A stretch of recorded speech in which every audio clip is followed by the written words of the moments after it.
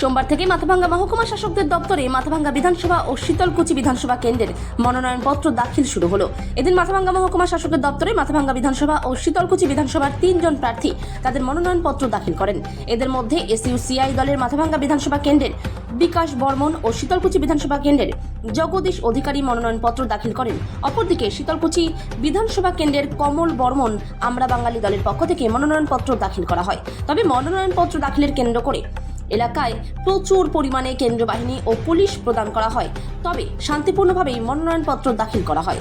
মাথাভাঙ্গা থেকে উৎপল অধিকারীর report, big news Bangla. Nomination জমা করলেন, কি বলবেন? আমি যেটা বলতে চাইছি যে আমাদের দল এসইউসিআইসি সারা বছরেই কেন্দ্র এবং রাজ্য সরকারের জনস্বার্থ বিরোধী যে নীতি তার বিরুদ্ধে লড়াই সংগ্রাম সংগঠিত করে এবং ইলেকশনটাকে আমরা সেই লড়াই হিসাবে দেখছি। আমরা মনে করি যে এসইউসি শুধু বিধানসভার বাইরে আন্দোলন করে তুলবে না, এই জনগণের দাবি নিয়ে বিধানসভার অভ্যন্তরে সেই আন্দোলন সংগঠিত করতে চায়। এবং আমি জনগণের কাছে যে দাবি আবেদনটা রাখতে চাই সেটা হচ্ছে আমাকে জয়ী করলে পরে আমি সেই বিধানসভায় সেই দাবিগুলো তুলে ধরে দাবিগুলো আদায়ের চেষ্টা করব।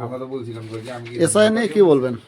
এসআই নিয়ে অনেক কিছুই বলতে হয়, তবু সংক্ষেপে আমি বলতে চাইছি যে আজকে কেন্দ্র সরকারের অঙ্গলি হেলনে ইলেকশন কমিশনের মধ্য দিয়ে যেই ভারতবর্ষের বহু লক্ষ লক্ষ এই নাগরিককে আজকে বেনাগরিক করার পরিকল্পনা, তার বিরুদ্ধে আমরা আন্দোলন গড়ে তুলেছি এবং আরও জোরদার আন্দোলন গড়ে তোলার জন্য আমরা সেই চেষ্টায় আছি।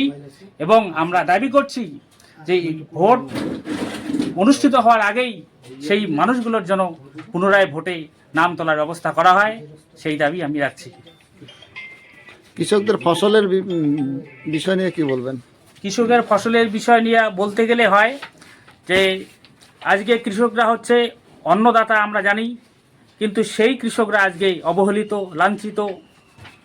আমরা মনে করি যে কৃষকদের প্রতি যদি সত্যিই দরদবোধ থাকে এই সরকারগুলো, তাহলে কৃষকদের জন্য সেই বলছে তাদের ব্যবস্থা করে তাদের দাবিগুলো পূরণ করা উচিত এবং সেই দাবিতে আমি আন্দোলন গড়ে তুলতে চাই।